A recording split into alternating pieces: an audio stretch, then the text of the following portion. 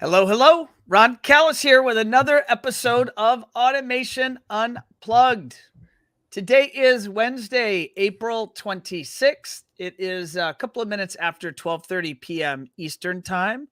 I see some people already jumping into the feed here. If technology is cooperating, we should be streaming live on Facebook, in LinkedIn, and YouTube.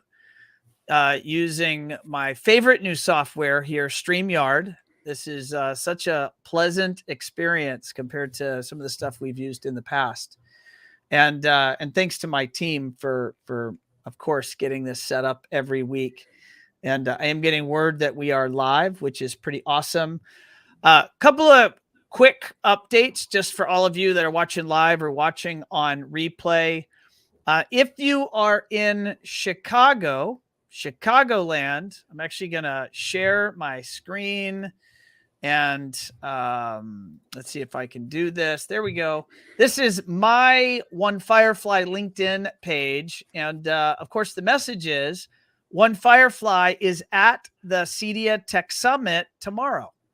So tomorrow, April 27th, there will be the CEDIA Tech Summit. And make sure to go out, show your love. Josh Stremko from Team One Firefly will be there at the event. And definitely stop by, say hello, harass him a little bit, have fun with it. And what else has been going on? Just coming back from a week in Las Vegas. And that was Steven and myself. We were out at Las Vegas at the HTSA event, and it was held at the JW Marriott. And I just want to say it was a fantastic event. We were happy to be there. We were happy to see everyone there. We did roll out a really neat benefit, which I'll talk about now in case I have any HTSA people that are tuning in. As a reminder, HTSA hired One Firefly to produce 4 beautiful, well, if I say so myself, beautiful new videos for hiring. And in doing that, actually, let me make sure. So I see I just brought you in, Tom. Hey, Tom, how are you? I'm great. Having a little coffee. It's good, man. Well, I appreciate it. I'm sitting here riffing. I was like, wait a second. I think I just brought Tom in. But at the HTSA conference, we rolled out these beautiful new hiring videos. It's a benefit for any HTSA member. So don't hesitate to reach out to the HTSA staff or the staff here at One Firefly to learn more about that. Again, it's a free benefit to those members that they can incorporate into their websites and marketing. But Tom, I clicked a little early, so sorry I didn't give you the proper introduction, man. So that was shame on me. Let me do this now for all of our folks that are tuned in and listening. So this is show 242. Tom, I was telling you just before we went live that this month of April is officially our 6-year anniversary of doing Automation Unplugged. And here you are. Thank you. And this is you're my guest in this celebration month. And for folks tuning in, this is Tom Manna. He is president and founder of Digital Home Systems. Tom, thanks for joining us. Thank you. Where are you coming to us from, Tom? We are at our world headquarters in Rye Brook, New York. Rye Brook, New York. Yeah, which is, let's say, 5 minutes, 10 minutes over the New York City line, Westchester, and we're in Westchester County. So we're sandwiched in between New York City and Connecticut, and we work in a very, very calm area called Metro New York. Our clients are not discriminating at all, and we go to the Hamptons, and we go wherever we need to go. We'll go out of state if there's an opportunity there, and we think we can do a bang up job for the client.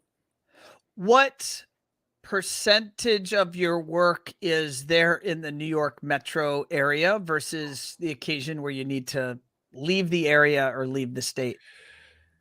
Um, if we include the Hamptons and obviously New York City, Westchester, and Fairfield County, Connecticut, 90% of our work is there, 95% of the work. But we have gone to Cincinnati, to South Carolina, Charleston, Kiowa area. So And I'm will go. sharing for our viewers, our folks that are watching, I'm sharing your website, and I'll click around a little bit so folks can get a look at that. What are the typical types of projects here on your website? I'm seeing residential. Are you guys fully resi, or do you dabble in any commercial stuff? We do light commercial. We do a lot of restaurants, and what's big is these multi-unit dwellings, these MDUs that are popping up all along these New York Central, the train line area. It was in the past, it was a great place for younger people to rent an apartment right by the train and then hop into the city. It's less needed since we're in post-COVID, but most of our business is there. We do hospitality well, so we've done these multi-dwelling units, more of the common areas, the gyms, making a community experience. This theater I have on the screen now, is this in an MDU project? No, That's in some way. That's a big theater. That's a private theater. It's 22 seats. That's up in Stanfordville, New York, which is up south of Albany, north of New York City. Okay, yeah, that looks like. Yeah, that's a nice project. This was a 18,000 square foot home, and then the add-on was the theater after we finished the home, and it was a nice project. That is not an inexpensive theater. That theater is close to $500,000. Wow. It's hard to do theaters in Manhattan proper, right? Because there's generally isn't the real estate in the city. So you have to go out to be able to do jobs like that. But I'm going to say it's about 10 years ago, maybe 15 years ago. We were doing work for the COO of Coach at the time, Leather, and he purchased a brownstone, which Walt Disney's daughter owned, and he did a marvelous renovation. And the architect and designer brought us in, and we took a bedroom and we made it a 8-seat theater, and it came out really nice. A nice cozy room, not so small, on Park Avenue. So. What are some of the biggest challenges of doing projects in New York? Like what are, you mentioned, and you said it jokingly, that the clients can be discerning. I imagine some of the clients maybe could be a little more demanding than in other parts of the country. I don't want to be, I don't want to judge people unfairly from where they live or where they're born, but it's possible. Hey, we don't have the monopoly on people who are discerning. Yes, discerning. Thank you. We'll be politically correct. What are some of the other challenges of doing work in that area? Logistics. The logistics is the number one challenge. It's just so as the crow flies in a vehicle, it should take us 20 minutes to get into Midtown Manhattan. Not bad. Well, you throw that out the window unless you leave at 5 a.m. So we usually have to leave an hour and a half, travel in, and maybe 2 hours out. We can't get into most buildings before 9 or 10.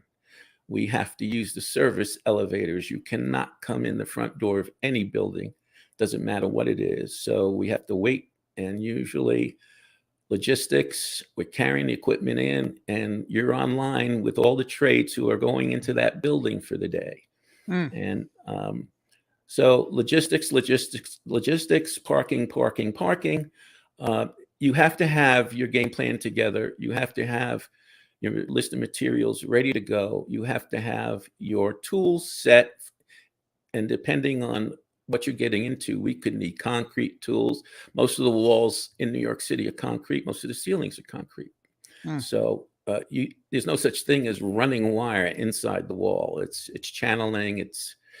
So other than logistics, it's it would be the construction materials. It wasn't in the city, but we did we're a 23-year-old company, and I think this was year 2 or 3. We did a house in Larchmont, and we come to find that the whole house is built out of this concrete block. And it happened to be the same block they used on New York City subways. So that was a real wake-up call. So even that building structure made its way up into Westchester County because its proximity to the city. That sounds challenging, but you find a way, right? I mean, there's wonderful integration businesses all throughout New York and New Jersey, and despite all the challenges, logistics and construction, and I go back to logistics because I've just heard the nightmares of getting to the job site and getting up to the unit. It can be quite hard. There are some of the best and the brightest and most successful integrators in North America are right there in your backyard. So you're rubbing elbows with, some of the best and the brightest for sure. Do you see that or feel that? Am I frozen? I can't tell. No, you're a little choppy. All right. But So I hear you fine. Your audio's coming through perfect. Okay. But so yeah, I'll tell you a story about that. When I was transitioning out of I was in the corporate world for quite a while, and I think we're totally down. No. I hear you fine. Okay, fine. I was in the corporate world for 22 years in sales and marketing for consumer packaged goods companies. Stuff that's sold in the grocery store. So I worked for Nabisco and Standard Brands, Clorox Company. As I was transitioning out, hey, this is the corporate guy. I was a senior vice president of sales of a $1 billion company. And I'm going to teach this, I'm going to teach this industry something. I got humbled real quick. I got to tell you, and I'm still at awe of the entrepreneurs that are in this business. Yes. And corporate guys got nothing on the people who work in our industry, the owners of our industry, and who have pioneered this rapid pace of growth. So I thought I was gonna, no problem, I got this. Well, no, I didn't get that, but I learned a lot. And the industry, by and large, is welcoming, and a lot of associations and to join and learn the business. But literally, I knew nothing other than what I did along the way as a musician and a hobbyist in the business. But I knew, hey, plus and minus, white and black and red, I got this. And the technology I did have. I remember going into ADI. It was one of the national distributors most people know for alarms. And when I decided to do this business, there was no industry called custom integration. We were the AV people. And at the time, separate companies did alarm, and a different company came in and did your phones, and a different company came in and did your audio, maybe some video. No thing as networks. So there was a homeowner at the time, and this is back in, I started this business in end of 1999. the homeowner, if they were doing a sizable project, had to go out and hire, 4 or 5 independent trades to do what this industry does now. And I said, wouldn't it be a great idea if, all right, I'm going to do alarms. I'm not doing them. I wasn't doing anything. But what do I want my offering to be? And it's got to be alarm. It's got to be audio, video. It's got to be communications. It's got to be, a one-stop shop. And that's what our industry was doing at that time. And got into it that way. And we rolled with the times. We went through hellish times and great times. We went through 9/11, which basically shut down our business for the better part of a year because most of our clients were affected by 9/11. And then, well, let's zoom in on that just for a minute out of curiosity, and then I guess we'll kind of jump around a little bit. I want to cover that. How when 9/11 happened, that was 2001, right? Yep. Yes. In 2001, what did happen to the business? Like, did all the work go away immediately overnight?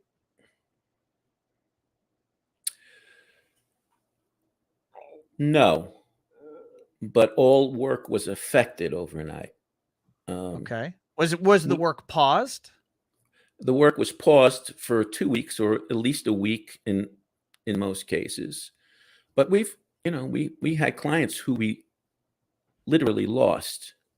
Westchester County is the bedroom of New York City, of investment bankers, lawyers, our client base in the city. And So you had clients on those floors of those towers. Yes.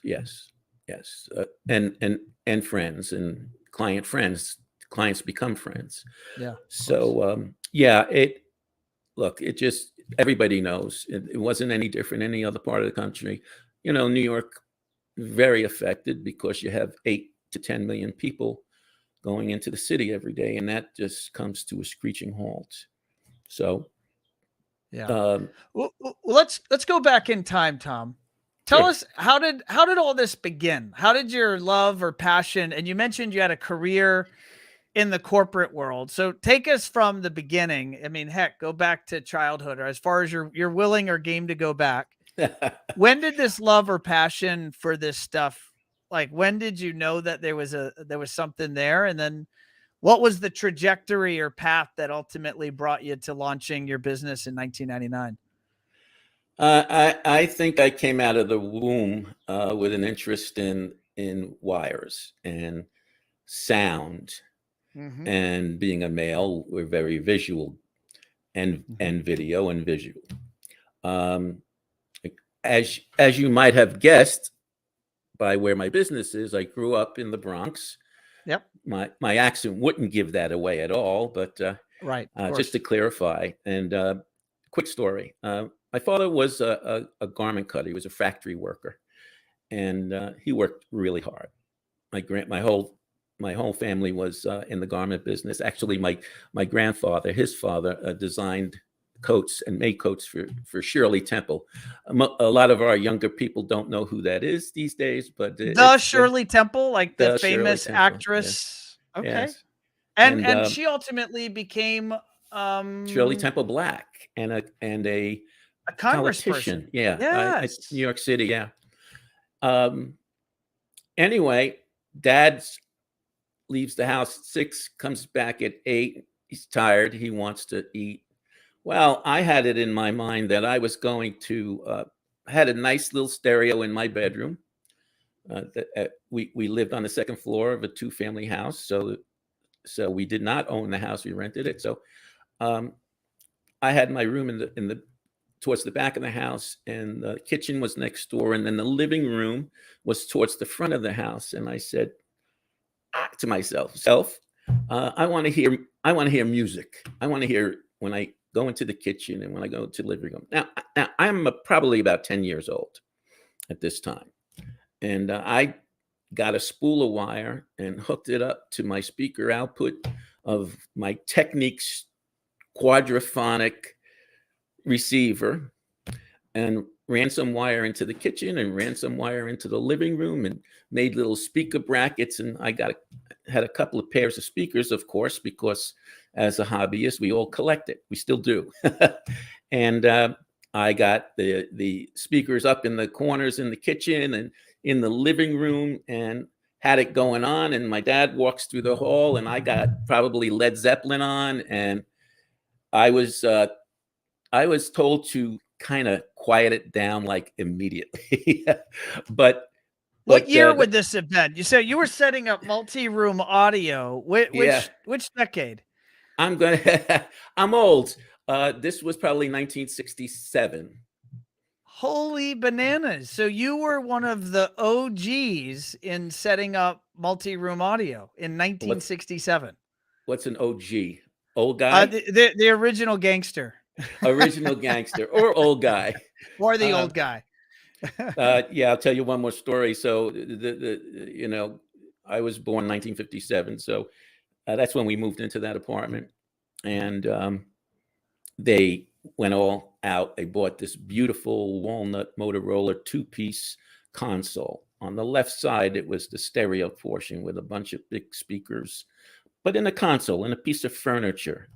And all the technology was hidden. What's past is prologue, right? And on the other piece of furniture, they joined together and they actually had a wire jump to use the speakers in the TV side of the system or the console. And you had this beautiful console with tambour doors that hid the screen, and it was a black and white TV. So by the time I came along, I'm the baby. My brother's 10 years older. My sister's 7 years older. Mm-hmm. We needed color TV. I mean, of course. Black and white was the 50s, and we're in 64, 65. Color became a thing. And my parents went out and bought a Magnavox, whatever it was, 21-inch, 27-inch at the time, CRT, color TV with rabbit ears and everything. And they put it on the top of the console. And I'm looking at this and I'm going, no. The section in the console where the black and white CRT fits looks just to be about a little bit bigger than the whole cabinet for the color TV. So yeah, I did it. One of my most favorite things growing up was watching the TV Repairman. As a matter of fact, I have 2 of those vintage boxes, the butterfly boxes that the tubes go in. Anyway, took off the back, pulled out the CRT chassis, held my breath, and greased up the cabinet and slid it inside. And you want to know something? It looked pretty damn good. So I was doing custom integration at the same time. That's amazing. And how long what'd your parents say about the color TV retrofit? Oh, that went over much better than the speakers, and the wires taped around the house. They loved that.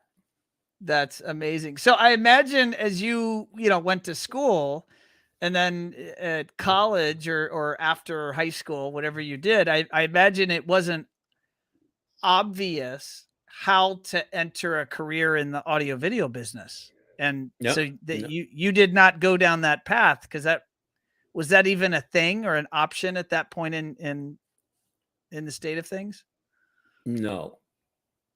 I tell you what, everybody, okay, this is early 70s, Bronx, New York. Mm-hmm. It's not the Bronx that you picture today. It was very suburban. We were on the borderline of Westchester County, and everybody had a garage band. Everybody. Music was, we just passed the 60s. Now we're coming into the bands of the 70s, the Eagles, etc. And everybody wanted to be a rock star. Of course. That's how I learned about amplifiers and speakers, and I built a couple of sound systems for bands. And in college, I had a sound company that we did outdoor and indoor sound. But I didn't do that. As a matter of fact, I have a cousin who's 6 months apart from me. So he chose rock and roll. I chose college and the corporate world. Anthony has toured with everybody imaginable: Clapton, Ringo, Neil Young, the older bands, even the new bands. I went and got into marketing, and then I got into the consumer packaged goods world when I came out of college. I went to work for what became Nabisco. It was called Standard Brands in the Clorox Company, and I did that. I was in the corporate world for 22 years. I joined a startup in technology, and that was really my start to go over to the not the dark side, the interesting side, if you will. What was that startup? It was a Catalina Marketing. This was in 1986. Let me set the story for you. 86. Barcodes just came out. Grocery store POS systems, point of sale systems, were just installed in the masses. All right. So just out of curiosity, at a grocery store prior to a POS, like when you'd buy your groceries, what would you do? The cashier would ring it up on an old-fashioned cash register that would be like an old adding machine, and that's the way they did it. And there was no centralization of that data from each cash register? Not in the 50s, and not in the 60s, and not in the 70s. It started coming. But the POSs really came at the end of the 70s and the beginning of getting sophisticated in the 80s. And then companies came and said, how can we make more money with this information? Because everything that's scanned in a grocery store ultimately gets looked up, and either they throw that data away or they started saving the data. And that's when the barcode became the magic. It used to be the Nielsen set-top boxes to see what you were watching, and with advertising, this is going back. I mean, this is during the days of the crank-up phone. No, I'm only kidding. But the companies called that now, everybody knows Nielsen. There was 3 information companies: Nielsen, Information Resources, IRI, and SAMI. Don't ask me what SAMI stands for, but those were the 3 big scan data houses. And they started using scan data to develop market strategies, see where your strengths and weakness areas in the country are. And so there was a few guys on a boat, and I was not one of them, that said, hey, if we put a PC, now PCs were just, Dell was just cranking up in the early 80s. But if we put a PC in a grocery store, we hook it into the POS system, and we could put a printer at the register.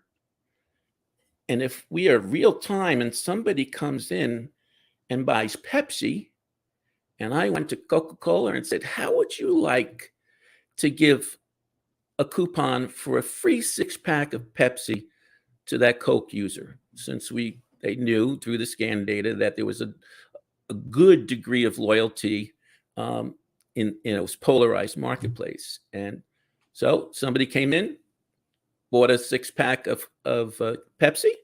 Coke said, oh, I got one. Here, Mrs. Jones, on your way out, we give you the checkout coupon for a free 2-liter bottle of Coke. And that was the beginning of one-to-one electronic marketing. And then from there, historical data was then collected, not only real-time data, and more sophisticated means of targeting households came about. And that was the infancy, if you will, of what's being done on the internet now. Data is king. Knowledge is king. So at the time I joined the company, when I left the company, this system was installed in 10,000 grocery stores plus across the United States. Wow. This was a big network. probably one of the largest in grocery stores for sure. The grocery chains had their own systems, but now we tied the grocery chains. Wait, we didn't tie them together, but we had the information from an industry basis, and that was my entree into technical networking, technology, wire business. What was the type? I mean, this is a super nerdy question. What was the type of PC you were putting in the late 80s? Like, what were the specs of the PC? I was on the sales and marketing side. It was, I can't tell you how much RAM it was, but it was like it made today it makes, put it this way, a cell phone of today is probably 1,000 equates 1,000 computers equate 1,000 PCs probably equate to the technology in a single cell phone. Oh yeah. So when you would go into stores at that time with that capability, so I mean, I want to make sure I'm going to repeat so I understand.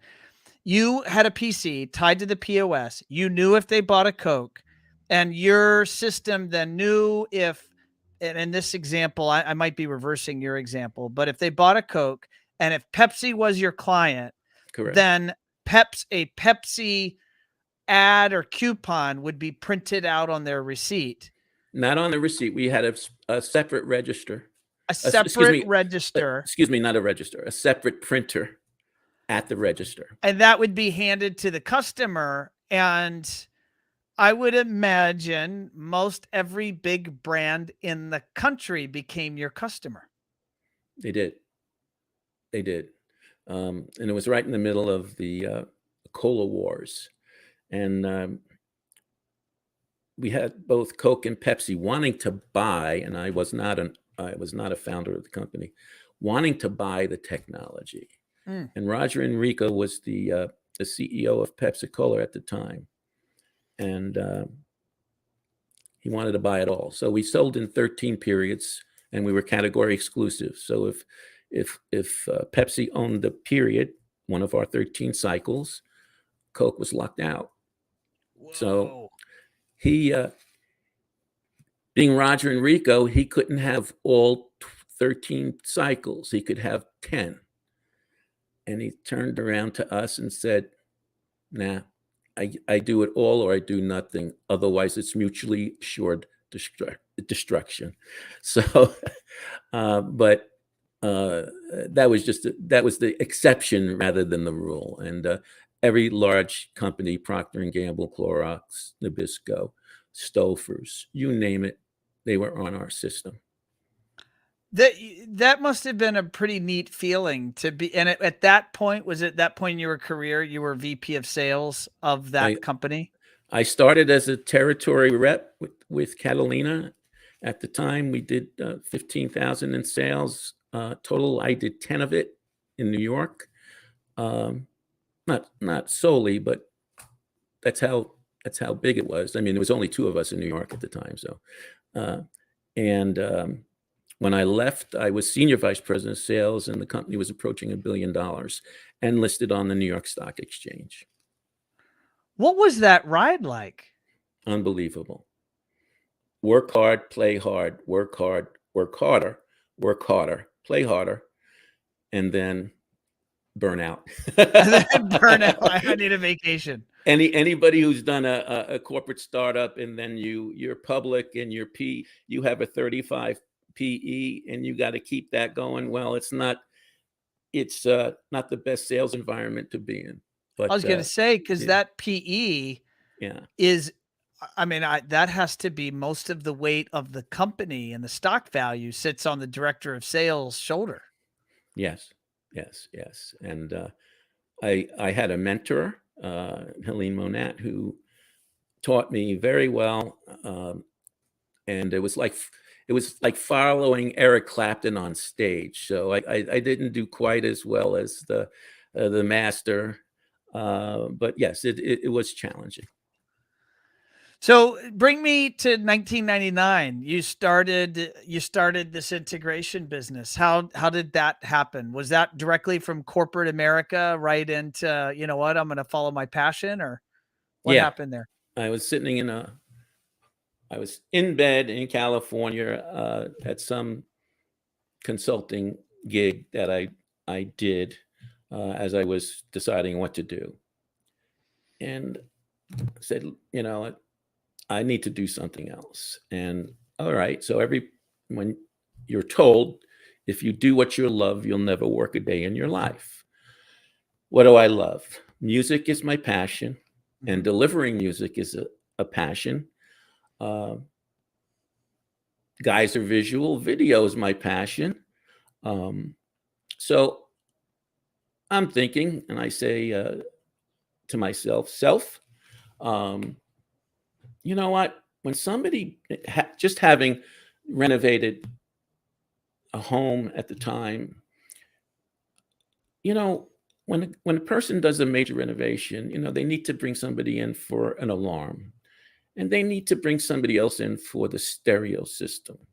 And then there's the TV appliance store or whatever. And so all these businesses, the homeowner had to find 5 different people, and then you get, everybody pointing at each other when something goes wrong. And it was back then I said, there's gotta be a better way. There's gotta be one throat to choke on this. Need one person to come in and coordinate these systems. Well, it was a tremendous idea that I came up with. Right now is You the invented this I idea of invented it. integration Yes, single-handedly. I'm just like Al Gore. So um yeah, I and hey, I was an executive Oh, in the you were a corp. big shot selling I to was a big, corporate America, selling this little AV speakers and slepping TVs. This is yeah, there easy. you go. So I got this. No, I'm gonna tear it up. Well, there was a need, and I did get into the business, and I found out what entrepreneurs really were. Um,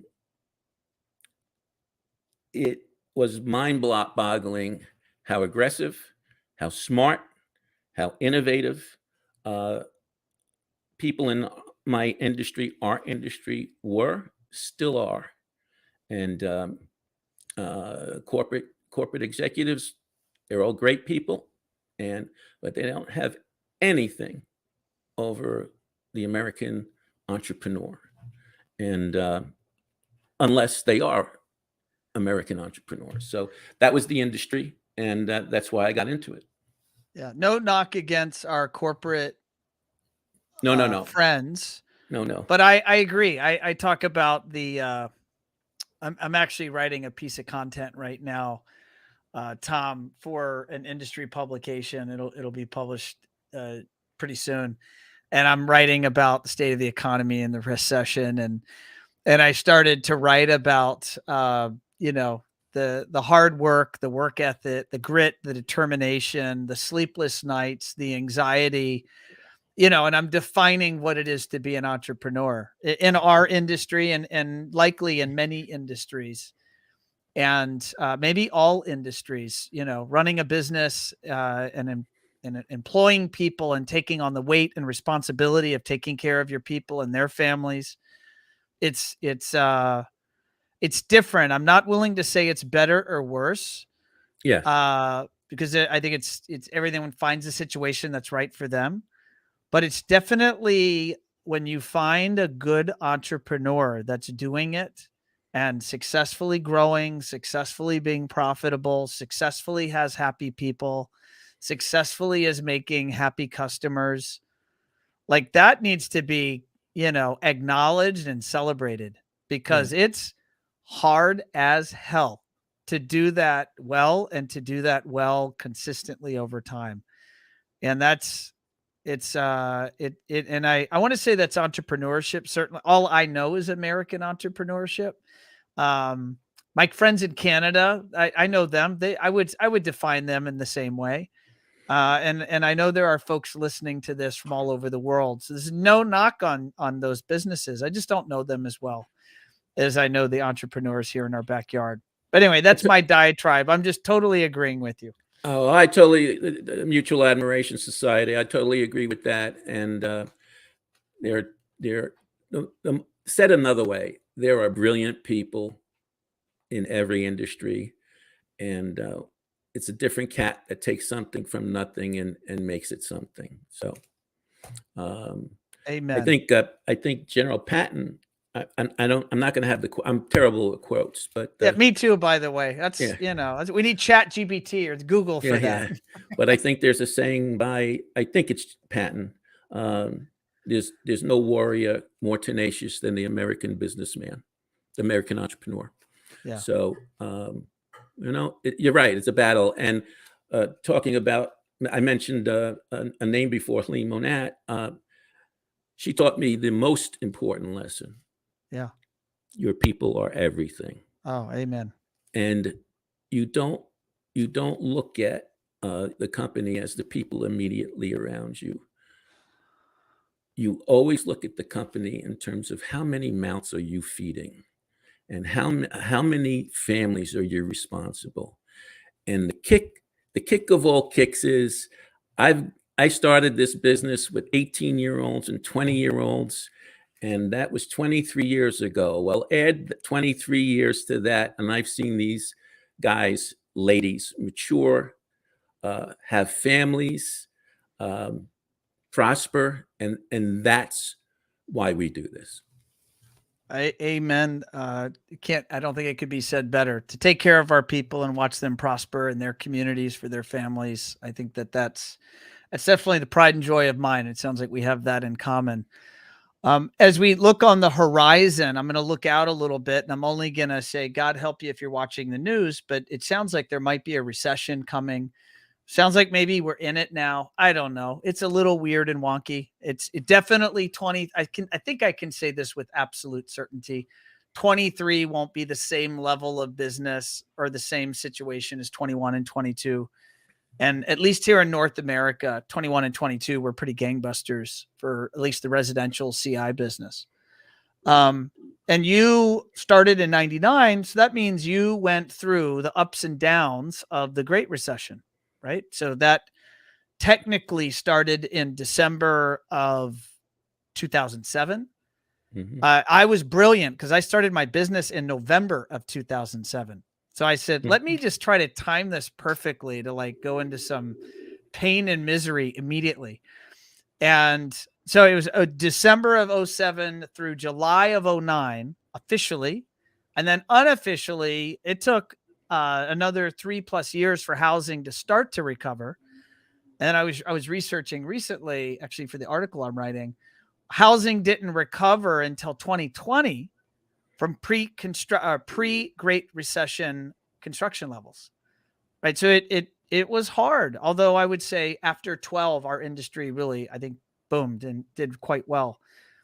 I'm saying all of that, Tom. What were your experiences in that Great Recession, and what were lessons learned that might be attributable to what might be ahead for us here in North America? Nobody has a crystal ball. Mm-hmm. I remember and this is not a political statement. I remember on a TV show, Trump said, and this was in 2007, 2008, he predicted heaven in 11. Heaven in 2011, meaning by 2011, we would have been out there. But I agree with your numbers. It was much later. And we do have something else in common. I started this business, let's call it January of 2000. Mm-hmm. And there's a lot of licensing that has to get done. And it was me and my dog, Mm-hmm. Bosco. It's a good name for a dog. Yeah, he's Chocolate Lab. Anyway, so the first year we're getting our act together, me and Bosco. And then I hire my first 2 employees, and we're starting to get some traction. And the terrible, terrible devastation we all went through on 9/11 hit. And there was the Great Recession, but in the metro New York area in particular, and we're not special, but because we're ground zero, if you will, and the magnitude of the number of businesses and people affected, 2001, I felt the same way. And now I'm thankful that I was not and did not have family involved, but we did have friends and clients involved and lost them too. And yes, then imagine that. I mean, everybody, you know what? People going to funerals for 8 months, and they weren't really worried about getting a new iPad or getting a new stereo. So that that put the brakes on immediately, and it lasted a while.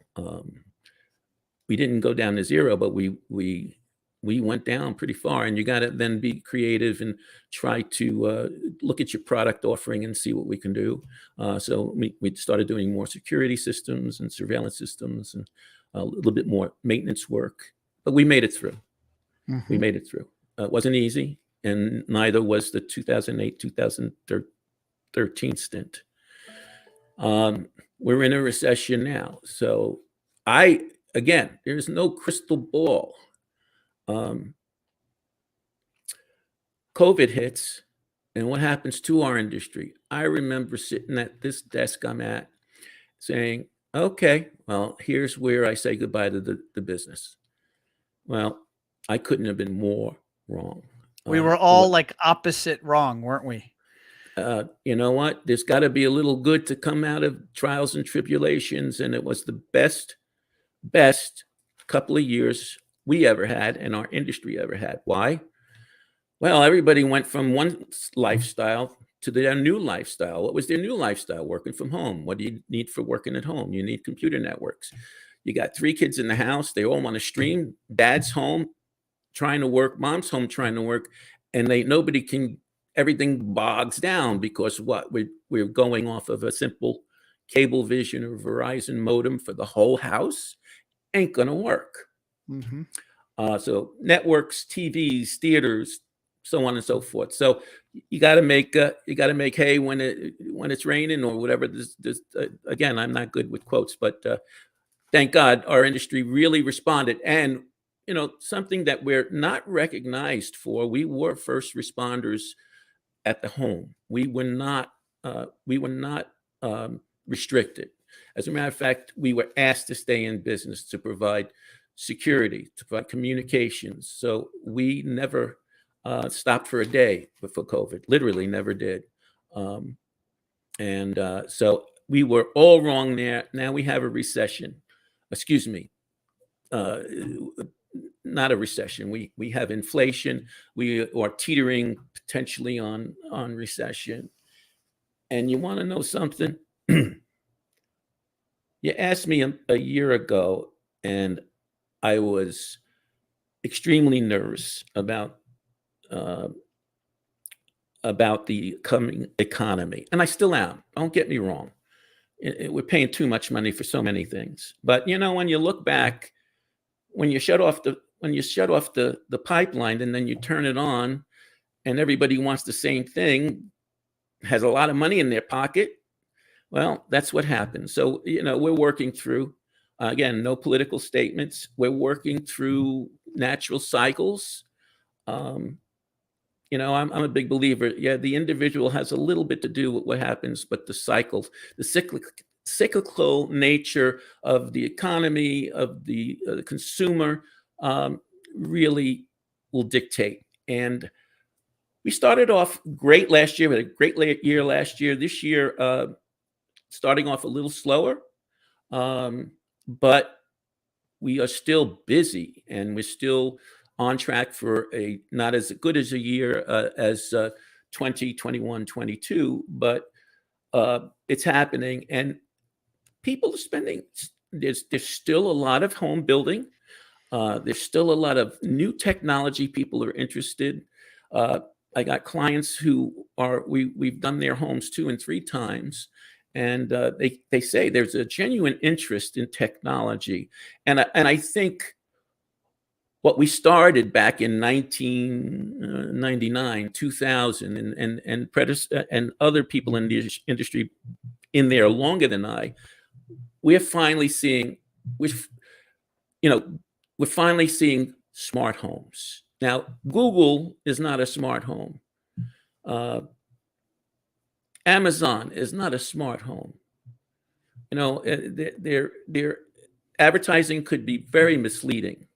I remember the advertising for I don't know, Alexa, and the young teenager is on the lawn, and the daughter's up in the bedroom, and the guy goes, Alexa, turn on the sprinklers to get the bow off the. Well, you know what? Alexa can't turn on the sprinklers. There's got to be a whole infrastructure. It can be done, but we're just entering that phase. We're just entering the phase of a truly smart home, which is responsive and predictive. You're not smart unless you can kind of plan ahead a little bit. AI is coming into everything. We're going to hear AI till it comes out the wazoo.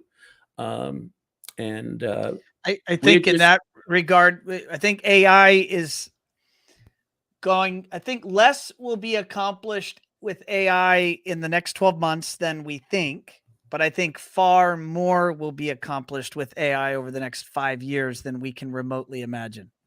And everybody's screaming with their hair on fire about the dangers of AI. Yes, there's dangers in nuclear weapons. There's dangers all over. We need to make sure as a society. I think Elon Musk said it well. You got to be able to unplug the power. It's as simple as that. So that gets us off into a tangent that we could save for another time. But yeah, I'm going to do some AI shows here in the near future. So maybe I'll have you back and we'll riff on that. I'm optimistic that we will harness it in a powerful way, and it'll really affect our industry because the predictive nature of the systems that we put in will get greater and greater. You'll have self-healing systems. Many of the networks, like access networks, are self-healing in nature, and now we're seeing many of the automation platforms become the same, and that's a result of AI. Well, I'll stay there just for a moment, and I'll ask you, what do you know, or what can you share? The idea that control systems, we don't need to name all the normal names and suspects in our industry. Do you know that they are finding ways to incorporate AI into their software or into the functionality of the system? Or are you predicting that will be coming just because that seems reasonable and logical? Well, the whole industry is moving that way. You had a problem back in the, we go back in the 60s, you called with your phone, you called the telephone company.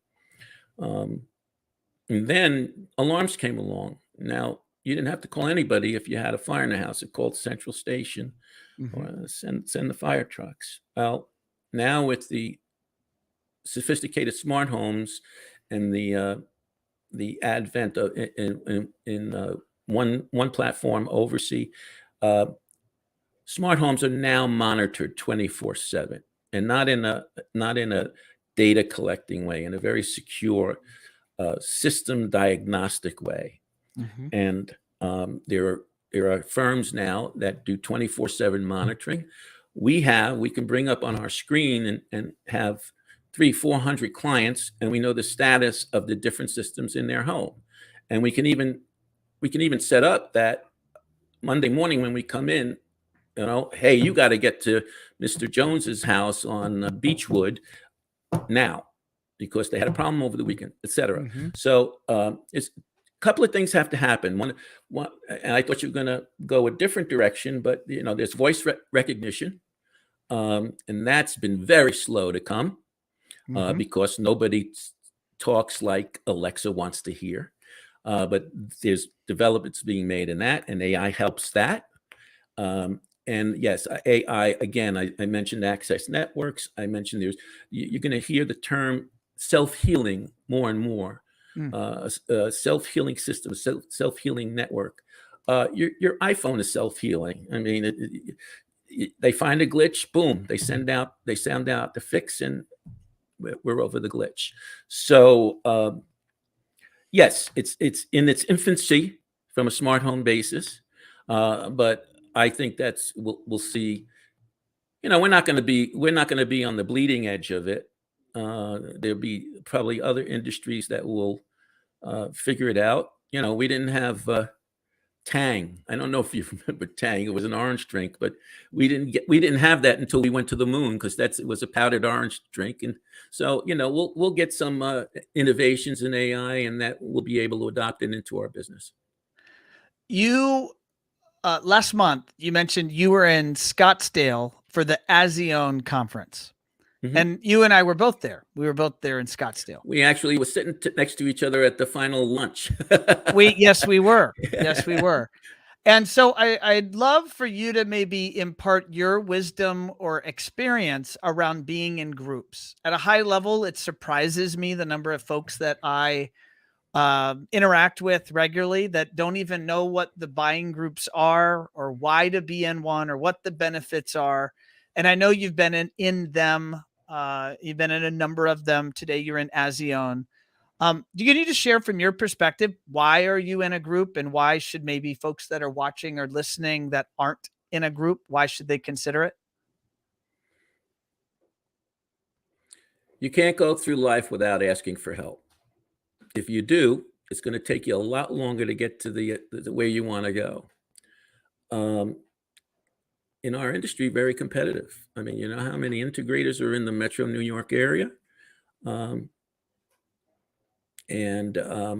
So what the groups do, whether it be CEDIA or ASEON or HTSA, these are all different buying groups or associations. It's brain food. It's as simple as that.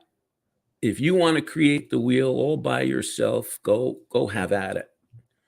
If you want to shortcut a 10-year growth process down to 2 years, and you want to listen to people in your industry, that's only going to happen where people congregate, not only in classroom setting, but also more, and even more importantly, social settings. I've learned more at dinners at HTSA and ASEON meetings, what to do, what not to do, what to stay with.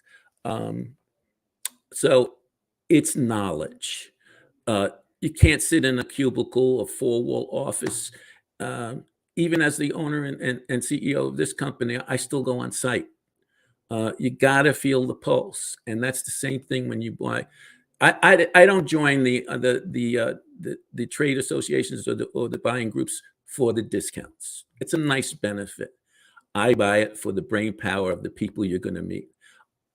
I am flawed as to just from this past ASEON, the level of sophistication and thought and systems and accounting and analysis for ROI. I mean, and you can't learn this by yourself overnight. You'll save yourself a lot of time and join an association. Amen. I think we're going to end it on that, Tom. That was brilliant. I think a brilliant way to put it. And I completely agree with you that there's tremendous value in learning from others. And one of the best things you could ever do, whether it's a hobby or whether it's your business, is don't be afraid to raise your hand and ask for help, and just listen to others. And frankly, you can fast track your own success, and you can be a contributor to other success. And that feels good. The only stupid question is the one that goes unasked. Amen. Amen. Tom, for the folks that have tuned in, and I appreciate you being a great sport, Tom. Your audio's been wonderful. Your video's been a little clippy. I'm sure that's my software, but it is what it is. How can the folks that have tuned in, how can they get a hold of you? Where would you send them? The post office, you'll see my picture. No, I'm only kidding. On the most wanted poster? Yeah, that's a dated joke, right? Very simple. info@digitalhomesystems.com. You want to get in touch with me personally, Tom@digitalhomesystems.com. Our office number is 914-939-7000. And you could do a smoke signal. I might see it, whatever. But you feel free to reach out. What you see is what you get, and I'll try to give you the most direct and honest answer I can if you have questions. Awesome. That's brilliant. Tom, it's been a pleasure having you on show 242 for our celebration month. This is our 6-year anniversary here of the show. And it really has been a pleasure to have you on. Thank you so much, Tom. Thank you. Take care, Ron. All right, folks, there you have it. Show 242. Again, apologize for a little bit of the video issues.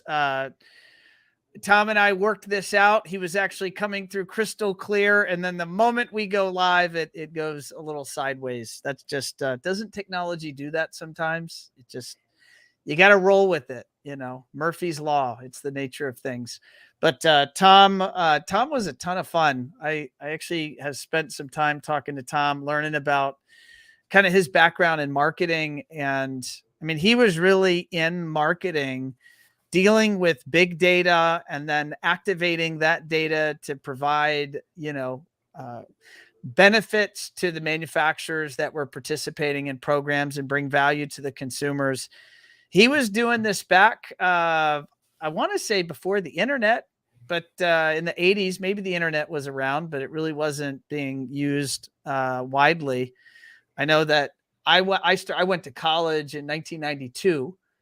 And at Virginia Tech, my dorm was the first dorm on Virginia Tech's entire campus to get the internet, right? So just to give you an idea. So Tom was doing these networked systems, intelligent marketing systems tied to POS systems. I just think that stuff's fascinating. So I really appreciate him coming in and sharing that. And of course, he's running a wonderfully successful business now in New York, and was a lot of fun having him on. So on that note, stay tuned. We have a full list of awesome guests lined up for the months ahead. And if you would like to be on the show, reach out. You can reach me, Ron, at One Firefly, and go to our website, engage with the live chat agent, and tell them that you'd love to be on the show. Or if you know anyone that would be good for the show, don't be shy and share that. And we'll just keep the interviews coming. If you're watching this on one of the streaming platforms, don't forget to go and subscribe. If you're on LinkedIn, follow our page. If you're on YouTube, follow our feed. And if you're on Facebook, follow us there. And or if you're watching and you haven't subscribed to the audio podcast, it's really simple. You simply I'll give you an example, one of the many vectors you could receive it. If you're on an Apple device, you just download the podcast app, and then you'll search up Automation Unplugged. You'll find the show, and then you click on the 3 dots above the show, and it'll say follow show. And then you'll see all the updates that come out every couple of weeks as we put out new shows. So on that note, I'm going to wish you all adieu. Have a wonderful week. And I'm going to sign off, and I will see you all next time. Thank you, everybody.